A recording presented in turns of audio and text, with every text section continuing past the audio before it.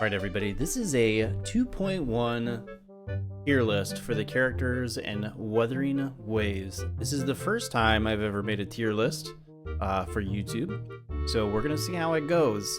Keep in mind, this tier list is entirely opinion-based and not based on any kind of meta, because, let's be honest, I don't really know the meta at all. So, it's mostly going to be just player feel, the design, like is it fun gameplay wise, that kind of thing. And if the character is just complete hot dog water, they're gonna end up lower on the tier list. So let's start with that young Rover here.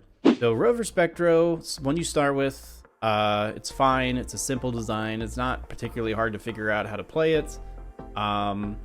Its utility has increased with Phoebe, since you have the frazzle effect, and I've put out some pretty good damage.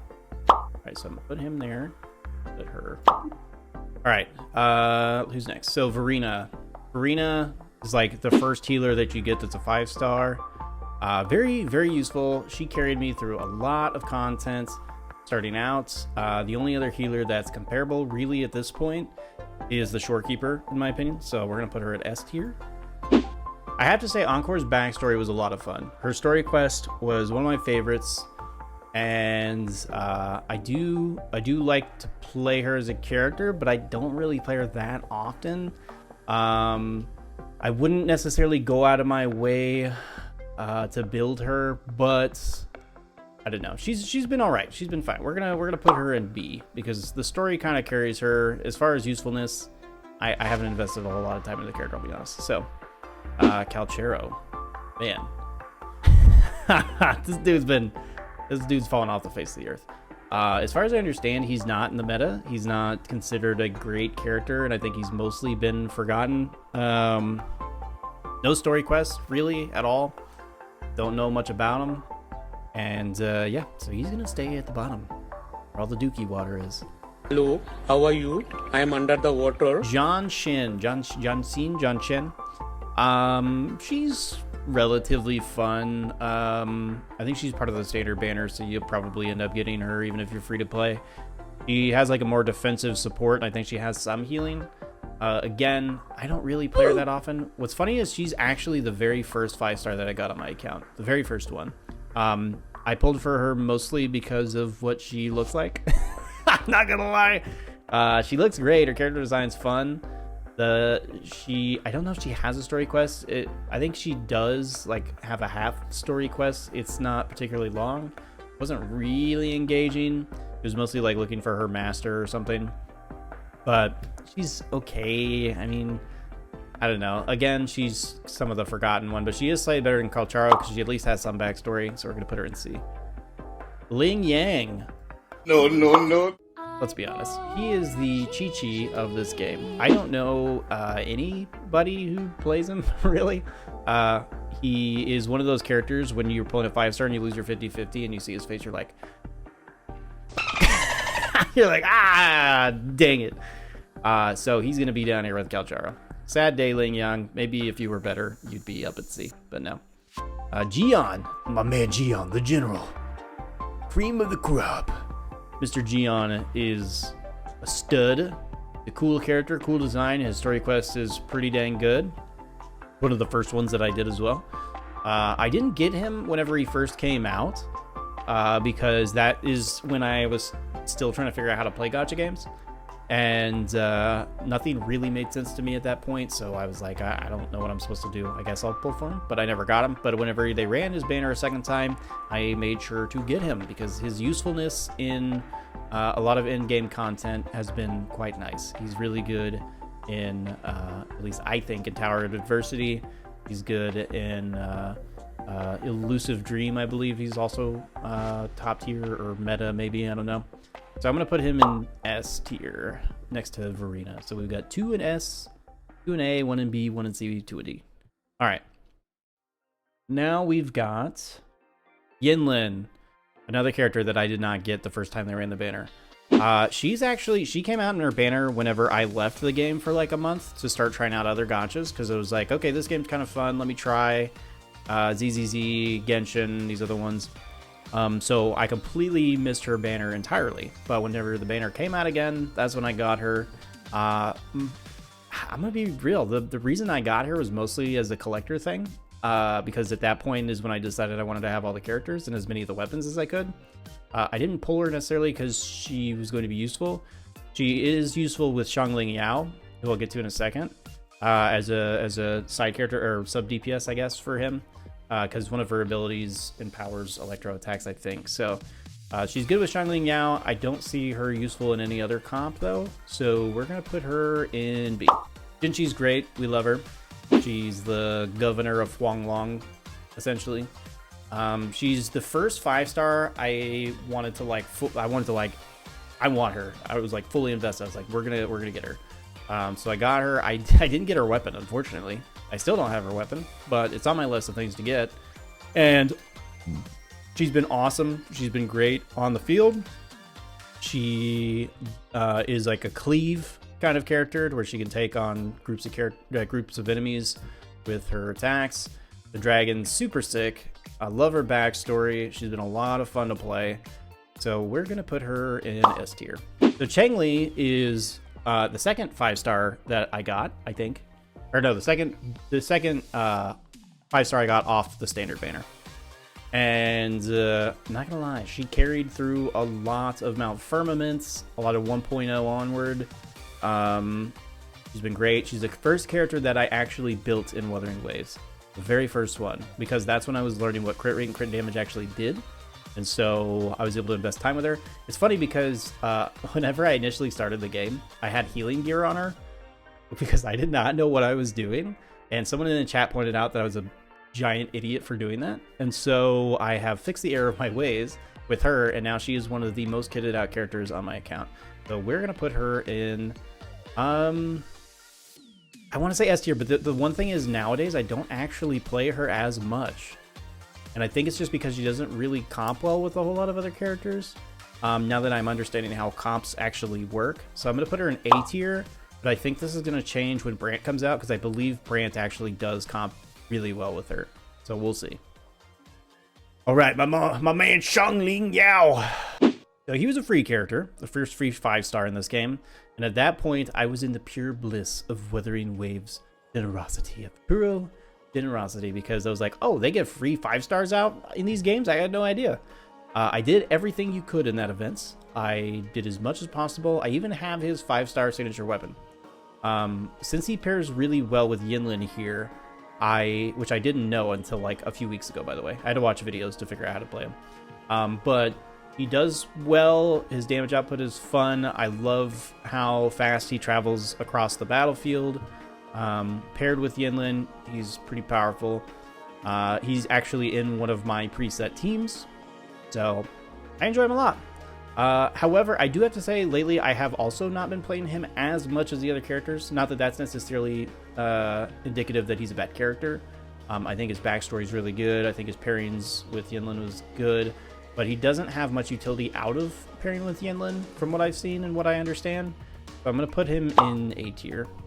Okay, let's see. Zhezhi. One of the characters with the hardest names to pronounce, apparently. Zhezhi, her backstory was a lot of fun. And I thought she was just a cutie patootie. And so I wanted to make sure I got her. She was also one of the first characters that I got the 5-star weapon for.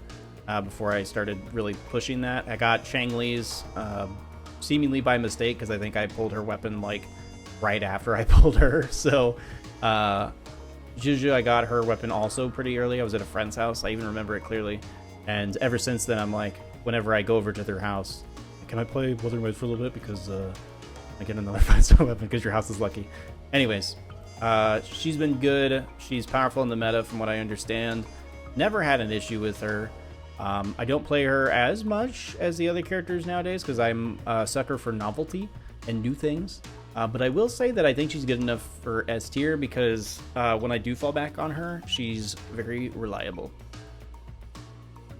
All right, the Shorekeeper. This one is probably one of the easiest ones here. In fact, I'm gonna start organizing these. I'm gonna put her at the front because she is almost in every team comp I have because she's the best healer that I have. She is fantastic, and if you don't have Shorekeeper on your account, Please. Please, for the love of God, pull for her the next time she's on banner. She is so useful. She does a great AoE heal, and she doesn't have to be on field to do the heal. Well, she lays the heal down, and then you can have her off field, and it still heals. So useful, so easy to do. You get her ER high enough, and it comes out really quickly. Definitely worth the pull. Not to mention her design is phenomenal. Her backstory is one of the best. The music in her backstory is so good that it's one of the few that I actually listen to while I'm working and doing other things. So Shorekeeper, excellent choice. Definitely pull for her. Camellia. All right, Camellia's backstory was really fun. It wasn't quite as good as Encore's, I thought, but it was really good. Camellia is kind of like the star child of Wuthering Waves, from what I've seen. She's got a lot of fans, a lot of big fans. She's a little crazy, but her story is impactful. It was fun. Her gameplay is absolutely phenomenal. Spinning around, doing the spinny wheel thingy over and over again. It's quite satisfying to get groups of enemies together and beat them down. She's fantastic for AoEs and Havoc damage in general. The output is crazy, and now that we have Roccia, it's just like so good. So Camellia and Roccia are such a good comp, and they're number 2 on my favorite compositions. So I'm going to put her in S tier. All right, Carlotta, the best VA in the game, some of the most fun, the very first 5-star gun user. I mean, this is too easy. I gotta put her over here. Actually, we're gonna put her right here. We're gonna put Camellia here. So Jennifer English is her voice actress, and she is so good. She has the best voice in the game by far. Her story quest is fun. She was part of the introduction to Renacida, which was my favorite patch so far as 2.0.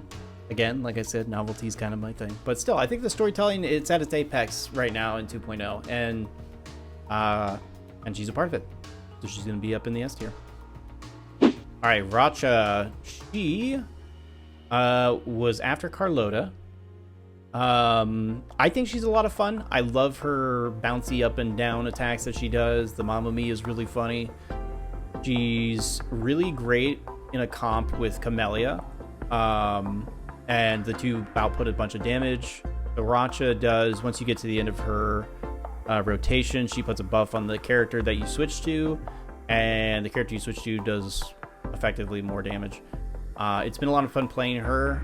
The up and down jumpy, I know it's not for everyone, but I enjoy it a lot. I'm going to put her just behind Camellia there. I also have her 5-star weapon. But next we got that young Phoebe, Phoebus Calibus, as I call her. Phoebe is fantastic. Love her. I think her character design is amazing. I love that they went out of their way to make her look similar to like a white mage from Final Fantasy XIV. I've always loved that kind of design. The white colors is like a healer color. She's a light priestess kind of thing. The frazzle technique thing that happens whenever she attacks things is interesting, and it works really well with Spectro Rover. I think she only comps with Spectro Rover at the moment. In any case, I've still had a lot of fun with her. I think her animations are literally the best in the game. And she is going to be on my team for quite a while, I suspect. I haven't got her 5-star weapon yet, but that's okay. We're going to get it before the end of the banner, which is happening right now as I'm recording this. So we're going to put her at the top of S tier. Is this going to turn some heads? Is this a hot take? Maybe it is, but I don't care because this is my opinion. So, all right, let's carry on.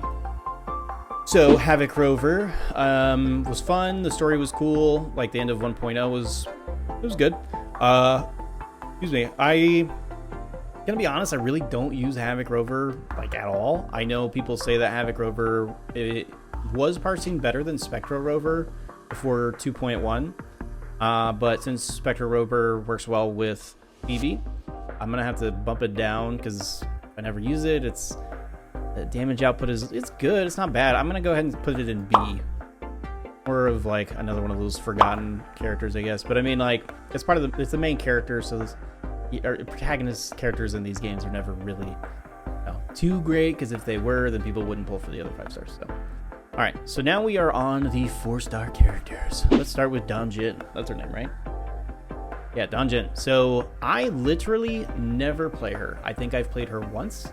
I will give her another shot because her playstyle is kind of interesting, but it's one of those, like, she takes damage from attacking, and I mean, I'm gonna be honest, I don't really enjoy that. It's just not fun to me. I don't like that the possibility of death is so much higher with her. So I'm gonna put her in D. I know, it's rough, but we're gonna put her above the other guys. I know, 4-star above 5 stars. That's right. Okay, this is where it's gonna get. This might get a little controversial from here on out. I don't know. We'll see. It's bad when I've completely forgotten his name. Fine. Oh, his name's Aalto. Okay, Aalto. Aalto, know very little about him. He's only come into the story a couple times with the Black Shores. I never play him ever. I play him maybe. I played him maybe once more than Lingyang, and that's it. And yeah, I just don't have any reason to play him. I'm sorry, I don't. Maybe he's good with some comps, but with so many other 5-star characters, it's just, I just don't care. Okay, and then Chixia. Chixia, she's one of the first characters you get as a 4-star, and I like her design. I like her character. I don't really play her. I think if I invested the time into her, she'd be more fun.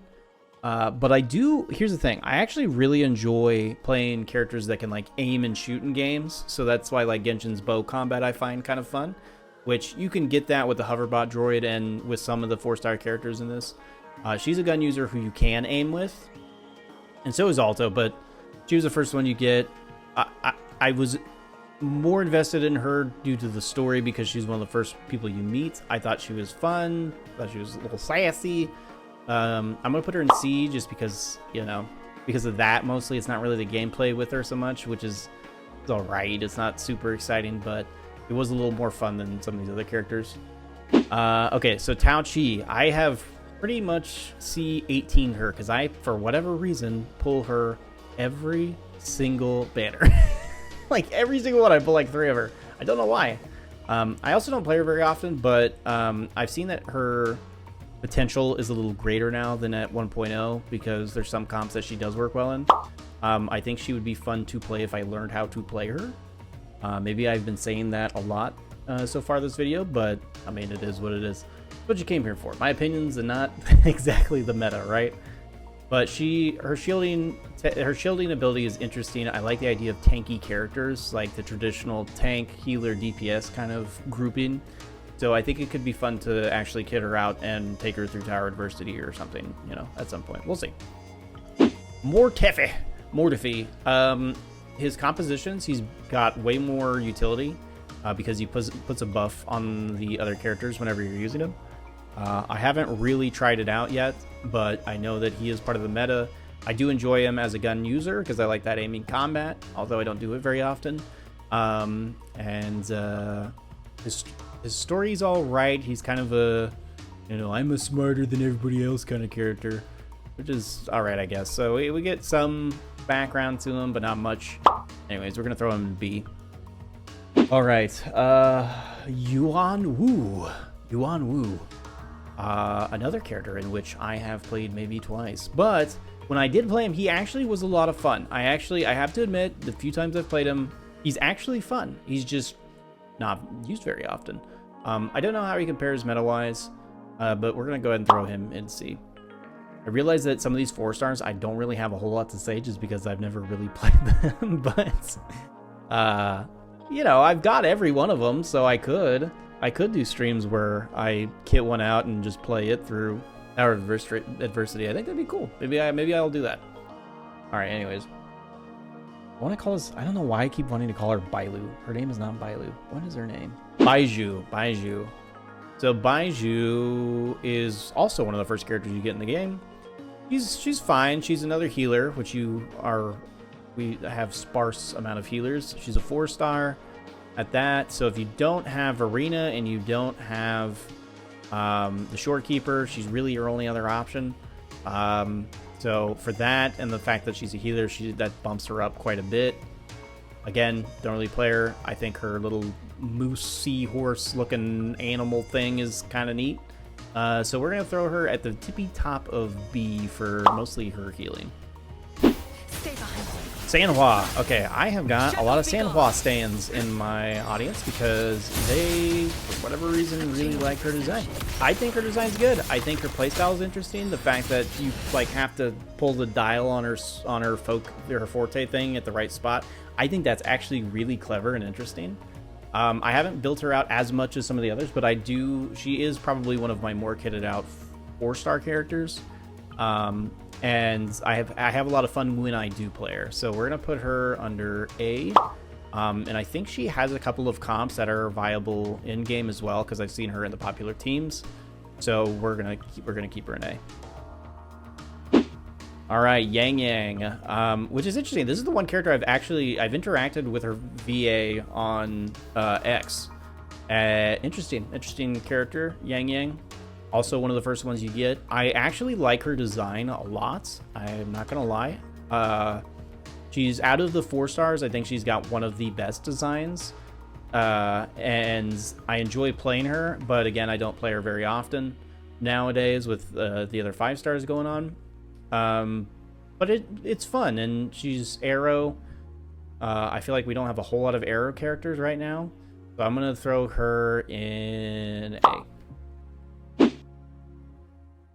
All right, Youhu. I was very excited for her when they first released information about her because I think she was like a support kind of healer, but her utility is not as great as I thought it was going to be, and with her playstyle, it's just not very fun. It's very clunky. Probably one of the clunkiest in the game, to be honest with you. It doesn't help that she's a 4-star and her damage output is not great. So we're going to throw her at the bottom of C, just because she has a bit more utility than some of these, and I don't know how to play Donjon. So, I don't know. I'm starting to second guess. Maybe I should put Donjon in C. Yeah, we'll put Donjon in C. Okay, here we go. The final 4-star character on our list is Lumi. Lumi has, by far... And I know I just said this about Yangyang, but Lumi has the best 4-star design by far. I don't know what it is about mouse girls, but I don't know, what can I say? I dig them. I think her backstory is interesting. She's part of the logistics group, which we see every other week or whatever. She's got an amazing accent. Her Scottish accent is so good, and it was a symbol that Kuro was listening to their fans, and that they wanted to invest time into some better voice acting and more varied voice acting, which I think is good as well. And so she was the light on the path that Kuro was giving to players, and it was just like a nice little kiss to players, a little kiss on the cheek, saying like we respect and value your time, so we will listen to what you want. So Lumi was the symbol for that. I've also drawn Lumi. I did some art maybe like a couple months ago. I was getting really deep into drawing on my iPad. I did some art for I did art of Lumi. That was a lot of fun. I'm gonna put her. Oh, I guess I should talk about her gameplay. Her gameplay's fun. I like the back and forth, the light versus the other light, the purple. Excuse me, like you know, she's electro. So I think she's electro. Yeah, she's electro, right? Yeah. So going back and forth on that was fun.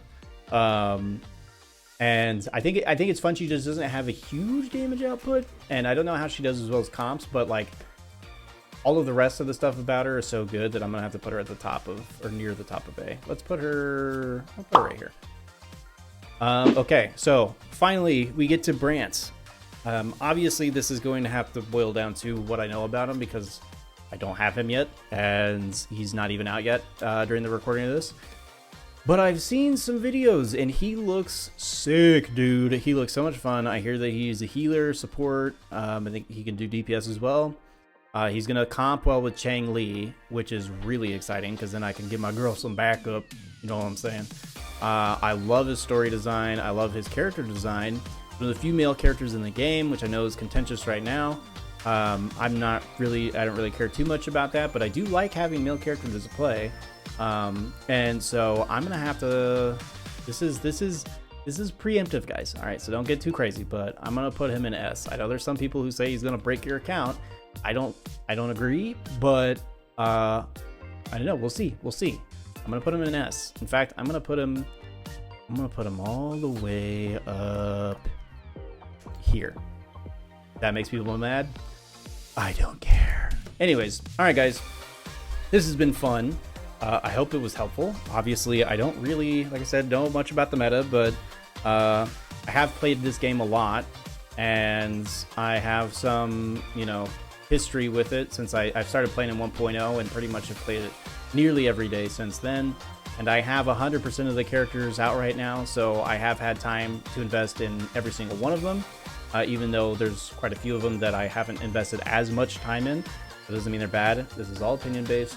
And it is quite possible that this list changes by the middle of the year and by the end of the year. So anyways, let me know what you guys think in the comments. Let me know if you think I'm making the worst tier list that you have ever seen. And if you liked it, then cool.